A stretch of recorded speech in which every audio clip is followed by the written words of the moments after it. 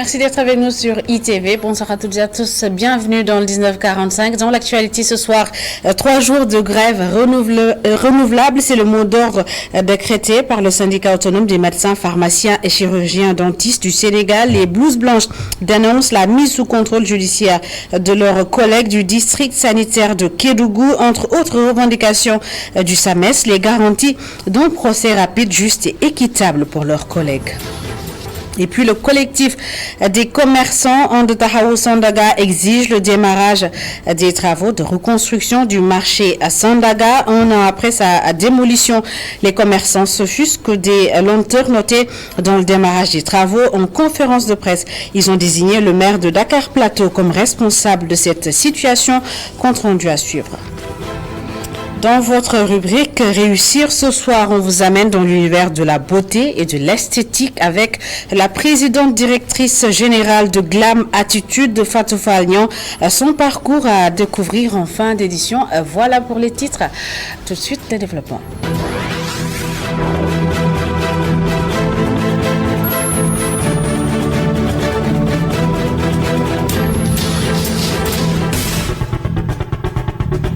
Bienvenue à toutes et à tous. Je vous l'annonçais dans les titres, le syndicat autonome des médecins, pharmaciens et chirurgiens dentistes du Sénégal décrète à nouveau un mot d'ordre de grève de 72 heures renouvelables. Il dénonce la mise sous contrôle judiciaire de leurs collègues du district sanitaire de Kédougou. Dans un communiqué sorti ce jour, le SAMES souhaite, je cite, mener une lutte vigoureuse pour la sauvegarde de la dignité de la profession médicale. Les blouses blanches exigent les garanties d'un procès rapide, juste et équitable pour le collègue, des concertations avec le ministère de la Justice, celui de la Santé et le Haut Conseil de la Magistrature et la prise de dispositions réglementaires instituant la consultation du ministre de la Santé et de l'Action sociale ainsi que le président de l'Ordre national des médecins du Sénégal avant toute audition ou poursuite d'un agent de santé. Drame sur le fleuve Kanianga dans la commune de Medina Chérif à Kolda. 2 pêcheurs ont été abattus par une arme à feu dans la nuit du lundi au mardi. Les assaillants seraient des voleurs de poissons. Ils sont introuvables pour le moment. Une enquête est en cours. Parlons à présent de ce fait assez rare dans la commune de Moulompa-Ziguinchor. La voiture du maire est utilisée comme ambulance. Elle permet d'effectuer les évacuations médicales urgentes, une situation que déplore le maire de Moulomp, ambulancier de circonstance, qui lance un appel aux autorités sanitaires pour l'octroi d'une ambulance médicalisée. Hassan Ba et Daouda Sambou. Située au cœur du Blouf, la commune de Moulomp n'est pas bien lotie en termes d'infrastructures sanitaires. Et pour évacuer les malades vers les structures sanitaires les plus proches, c'est un véritable problème à cause du manque d'ambulance. D'où l'appel du maire aux autorités compétentes. Nous avons une commune qui n'a pas d'ambulance, donc je pense que ça c'est un appel qu'on lance au ministre. Donc au cas où on trouve effectivement des pathologies d'urgence, il nous est un peu difficile effectivement de pouvoir transporter les malades au niveau des grands hôpitaux, que ce soit à Ziguinchor ou à Bignona. Donc ça c'est un appel qu'on lance effectivement au président de la République et en l'occurrence monsieur le ministre président qui est là, pour lui dire vraiment la commune de Moulomp a vraiment besoin d'une ambulance et même mieux médicalisée qui nous permettra effectivement de prendre en urgence tous les cas que nous aurons ici au niveau de la commune de Moulomp. Ça ne sera pas seulement une ambulance pour la commune de Moulomp, mais elle sera utile effectivement pour le district sanitaire aussi de Thionkesil et pourquoi pas aussi pour les autres communes, pour les autres villages environnants qui se trouvent ici.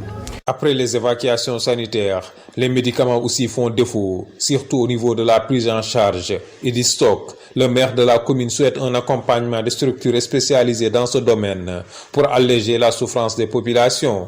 Ça, on aimerait aussi voir qu'est-ce qu'il y a lieu de faire avec la PNA ou bien la PRA, voir aussi comment ils peuvent nous accompagner. C'est vrai que tout n'est pas gratuit, mais juste nous accompagner afin que aussi la commune puisse aussi prendre en charge une partie et que l'autre partie, vraiment, des bonnes volontés comme monsieur le ministre, des bonnes volontés comme les cadres et les politiciens effectivement de la région et du Sénégal, puisse au moins se soucier un peu de la région du Sud et plus particulièrement la commune de Moulomp. En attendant de trouver une solution à ces problèmes, la mairie de Moulomp a organisé des journées de consultation médicale gratuites avec la présence de plusieurs spécialistes venus partout dans le pays, des consultations qui ont permis de détecter plusieurs pathologies graves qui sont prises en charge à l'hôpital de la Paix. Situation du marché à l'approche du Grand Magal de Touba, l'UNACOIS Diapo rassure, aucune rupture dans la distribution des produits de grande consommation n'est envisageable selon Tamsir Niane, premier vice-président de l'UNACOIS Diapo. Une hausse des prix est néanmoins prévisible. Je vous propose de l'écouter au micro de Khadijanda Diouf. Boy importer nak lang fa fek rek mom ngay am and ak problème yi mu andal yépp ndax boko ëndé ba ci port Dakar. Quand tu importes, tu prends ce que tu trouves. Actuellement, nous souhaitons la mise en service du port d'Andayan, car celui de Dakar a un problème d'espace. La demande dépasse largement l'offre. Il y a un bateau de riz dans les océans depuis le 2 août. Il a pu accoster le 2 septembre. Durant tout ce temps, nous avons payé des milliers de dollars par jour et ça impacte sur notre secteur d'activité. Maintenant, pour corriger ce phénomène, il faut la mise en service du port d'Andayan. Nous profitons aussi de l'occasion pour réitérer notre engagement à la population que le stock de sucre va couvrir le marché jusqu'au mois de décembre, mais les prix vont être augmentés.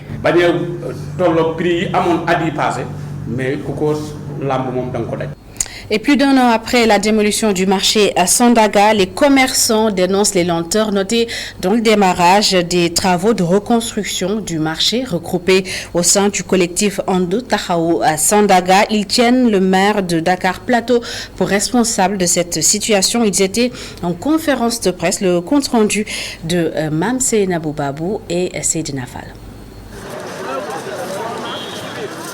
2 ans maintenant que les magasins du marché de Sandaga ont baissé rideau pour des travaux de reconstruction. Pourtant, il n'y a toujours pas la pose d'une seule brique. Le collectif des commerçants de Ande Tahaou Sandaga dénonce la lenteur du démarrage des travaux. Vous avez certainement entendu ces mois derniers la guéguerre qu'il y avait entre la maire sortante et la commune de Dakar Plateau qui se disputaient la paternité du site. Avant les élections, vous avez entendu le nouveau maire de Dakar qui dit qu'aucune construction ne sera permise au niveau de Sandaga. Monsieur le Président, nous vous lançons un appel pour mettre fin à cette guéguerre qui ne fait que retarder le processus de reconstruction. Le collectif des commerçants de Ande Tahaou Sandaga exige le démarrage des travaux de reconstruction du marché. Parce qu'on a vu des projets qui sont venus même pas en 2020 ou 2021 et qui ont été réalisés à 100%. Et Sandaga attend depuis 2013. Trop, c'est trop. Nous ne voulons pas sortir dans la rue, mais je crois que très bientôt, vous me voyez en rouge là, très bientôt, on sortira dans la rue. Ces commerçants invitent l'État à mettre fin à cette attente. Parce que c'est lui-même qui avait conçu, qui avait promis depuis 2018. Il y a au moins 3 lettres d'audience qui ont été déposées sur sa table. Je ne sais pas si les lettres sont arrivées sur la table ou non. Mais depuis 2018, on n'arrive pas à les rencontrer.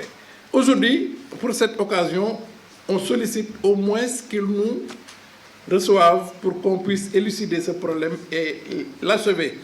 Les commerçants sinistrés et riverains de Sandaga, regroupés autour d'un collectif, lancent un appel au président de la République à instruire aux différents responsables de respecter leurs engagements. Le marché est fermé depuis le 2 août 2020 et devrait être construit sur une durée de 24 mois.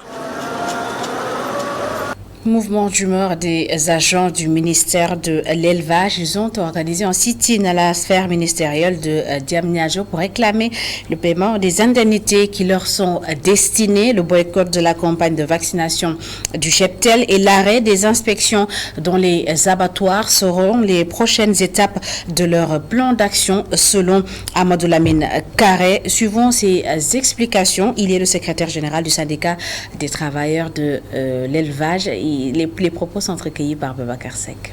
Dire aux autorités de se rappeler que le président de la République avait pris des mesures pour satisfaire les doléances des travailleurs du secteur primaire, notamment l'agriculture, l'élevage et la pêche.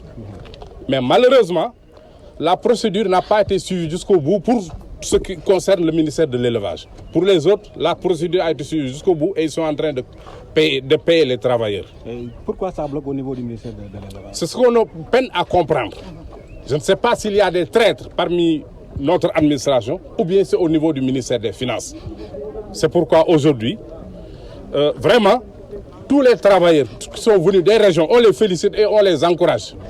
Entre-temps, au mois de mai, il y a eu la revalorisation des salaires.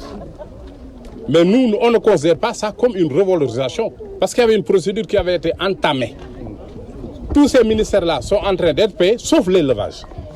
Donc, le lundi 19 prochain, nous allons entrer en action de manière pleine et entière, qui consistera d'abord, avant de faire la grève générale, nous allons d'abord boycotter l'ensemble des séances de vaccination du bétail sur le territoire national. Ensuite, les rapports hebdomadaires et mensuels qui étaient servis aux départementaux et aux régionaux vont être arrêtés, tout bonnement. Ensuite, les inspections des viandes au niveau de certains abattoirs seront arrêtées. Tout à fait autre chose à présent. Beaucoup d'inégalités sur l'accès à certains services essentiels au Sénégal. C'est ce qui ressort de l'étude sur la cartographie de la distribution des services essentiels. Une étude réalisée par l'ONG 3D et Oxfam. Ils ont procédé ce matin à la présentation du rapport. Suivant les explications de Tchali Faye, responsable du programme Justice Économie à l'ONG 3D, au micro d'Emmanuel Gaspard Ndion. Ça, c'est une énième étude que nous avons eu à mener avec 3D pour voir exactement le niveau de satisfaction des services publics, notamment dans les services essentiels.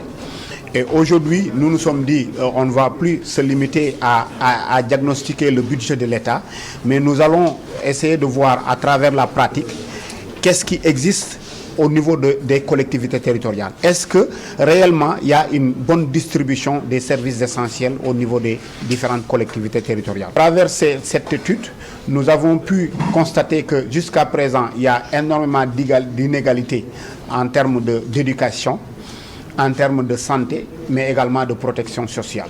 Et c'est ça qui nous pousse aujourd'hui à nous renforcer pour dire qu'aujourd'hui, même si l'État fait énormément d'efforts dans ces secteurs-là, il est important et nécessaire de pouvoir renforcer l'offre de services publics dans les secteurs sociaux de base. Si on prend le secteur de la santé, ne serait-ce qu'en termes de pharmacie, vous voyez là, par exemple, la commune de Matam n'a qu'une seule pharmacie. Donc ça, pour nous, c'est pas admissible par rapport à une commune comme ça, une commune comme Matam qui n'a qu'une seule pharmacie. Donc pour nous, c'est déjà un manque qui est là et qu'il faut corriger. Mais au-delà même de cette commune, il y a également pas mal de manquements qui sont constatés du nord au sud, mais également d'est en ouest en termes de gestion des collectivités territoriales. Plusieurs motopompes pour soulager les populations dans les zones inondées à Mbour. Une dotation du maire de la commune, Cheikh Issa Sall, qui a d'ailleurs annoncé la mise en place d'un système de canalisation pour mettre fin à ces inondations. Je vous propose de l'écouter. C'est qu'avant notre arrivée, il y avait 0 motopompe mise en place au niveau du périmètre communal. Avec notre arrivée, il y a plus de 20 motopompes et électropompes qui sont installés à travers le périmètre communal. Ça, ce qui nous offre la possibilité d'évacuer les eaux qui d'habitude restaient 5 mois, 6 mois dans certains quartiers. Ces eaux-là, on les évacue au plus en 3 jours. Donc ça, c'est un motif de soulagement pour les populations de Mbour. On a également profité de cet hivernage pour identifier les points bas, pour identifier également les quartiers à risque. Et on va profiter de l'après-hivernage pour réaliser des canalisations et des secondaires pour drainer les eaux vers la canalisation principale, pour certains les amener au niveau de la lagune et d'autres les drainer au niveau de la mer. Donc c'est un travail que nous sommes en train de faire, mais pour le moment, tout ce qu'on pouvait faire, c'est d'être proche des populations, d'être à leur cheville en amenant des motopompes et des électropompes. Le trophée de la Coupe du Monde de football à Dakar, mais pour 48 heures seulement après le Ghana, c'est au tour du Sénégal d'accueillir le prestigieux trophée qui va faire le tour des 5 pays africains qualifiés au mondial. La coupe sera présentée demain au chef de l'État avant d'être exposée au grand public au Grand Théâtre National. Amadou Barry et Augustin Mangan étaient à l'accueil du trophée. C'est un peu avant 10 heures, dans une ambiance festive, que l'avion transportant le trophée de la Coupe du Monde s'est immobilisé sur le tarmac de l'AIBD. Pour l'occasion, autorités politiques et sportives accompagnées de supporters ont réservé un accueil chaleureux au trophée mondial qui retrouve à Dakar la Coupe d'Afrique des Nations. À la tête de la délégation de la FIFA, l'ex-champion du monde français David Trezeguet, il s'est réjoui de l'accueil grandeur nature qui lui a été réservé. L'ex-attaquant vedette a dit tout le bien qu'il pense de l'équipe nationale du Sénégal, champion d'Afrique, qu'il a croisé il y a 20 ans. Je pense qu'on est tous conscients que le Sénégal, ça va être une équipe protagoniste. Déjà un premier match, bien sûr qui n'est pas évident contre les Pays-Bas, mais à mon avis, il y a toutes les qualités pour aller jusqu'au bout. À partir de là, je vous souhaite, même si la France, à mon avis aussi, mais pourquoi pas France-Sénégal, la finale. Au nom de l'État, le ministre des Sports s'est félicité de cette initiative de la FIFA de faire séjourner la Coupe du Monde pendant 48 heures en terre sénégalaise. En proposant Dakar pour accueillir le trophée de la Coupe du Monde, parmi les 3 capitales ouest-africaines à bénéficier de ces privilèges, vous faites honneur au sport sénégalais, aux supporters, aux jeunes, aux femmes et à tout le peuple sénégalais. Vous faites aussi honneur au président de la République, son Excellence M. Macky Sall, qui est le véritable artisan de l'essor du sport sénégalais sur la scène africaine et mondiale. Saluant la mobilisation du 12e Gaindé qui a assuré tout au long de cette cérémonie un spectacle riche en couleurs, le ministre en a profité pour sonner la mobilisation pour le mondial 2022 pour lequel, réitère-t-il, le Sénégal jouera toutes ses chances. L'équipe 18e mondiale n'a pas de choix que d'aller jusqu'au bout de la compétition. Nous devons garder ce trophée. Le trophée qu'on est en train de regarder. Nous avons de bons joueurs, nous avons un État qui investit. Vous êtes une fédération qui maîtrise toutes les compétitions internationales auxquelles le Sénégal est en train de participer. Et je suis sûr qu'au mois de décembre, le Sénégal rentrera encore dans l'histoire du football mondial. Les dirigeants du football donnent rendez-vous au monde sportif ce mercredi dans l'après-midi au Grand Théâtre National où ce trophée d'environ 5 kg d'or pur sera présenté au grand public.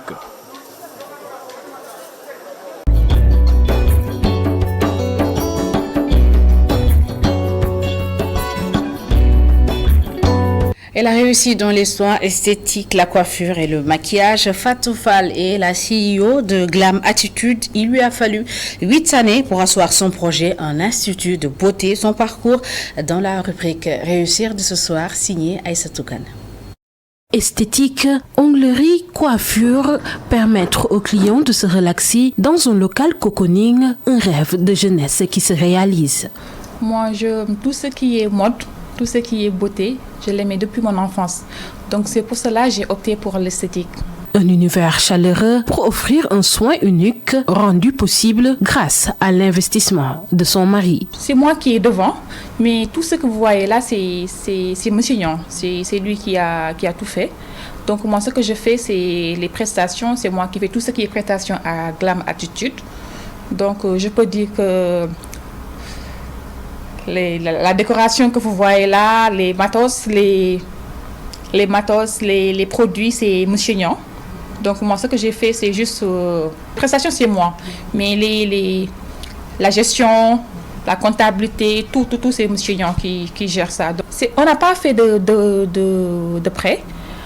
On a travaillé dur pour arriver là. On voit quelque chose qui nous intéresse, on demande le prix et tac. Si on a de l'argent, on a acheté ça. Donc, c'est ça qu'on a fait, étape par étape. C'est pour cela qu'on a fait 8 ans d'expérience et 2 ans d'existence. Fatou Falnion propose une large gamme de soins partant de la salle de massage, d'un stérilisateur pour veiller à la propreté et l'hygiène,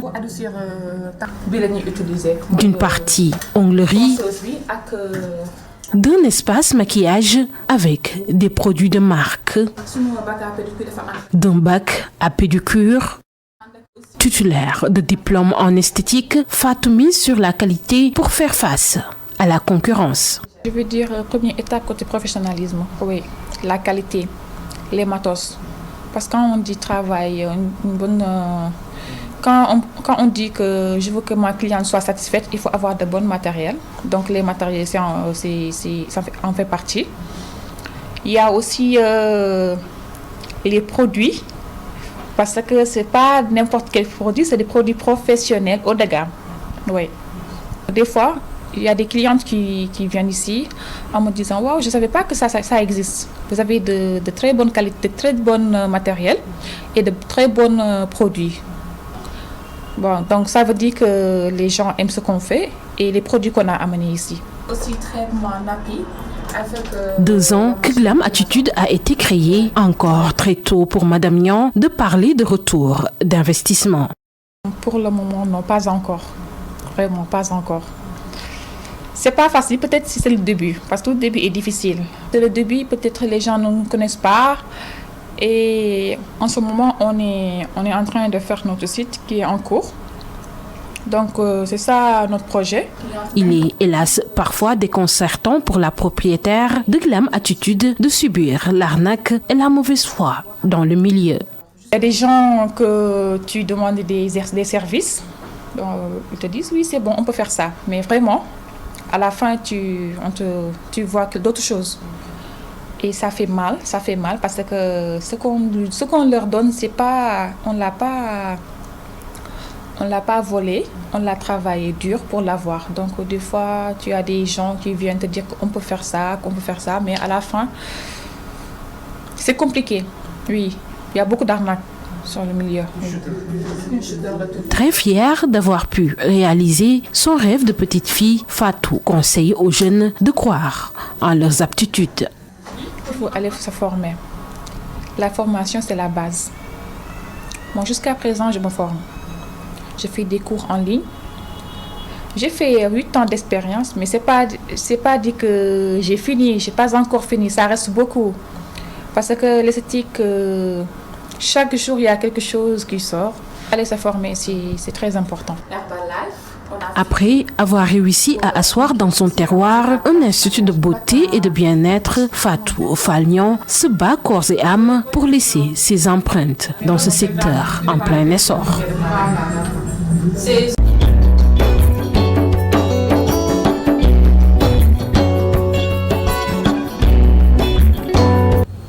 Fin de cette édition. Merci à toutes et à tous de l'avoir suivi. Merci à toutes les équipes à la réalisation. La rédaction vous donne rendez-vous à 0h pour Jukip Ribari. Bonne fin de soirée en compagnie de nos programmes.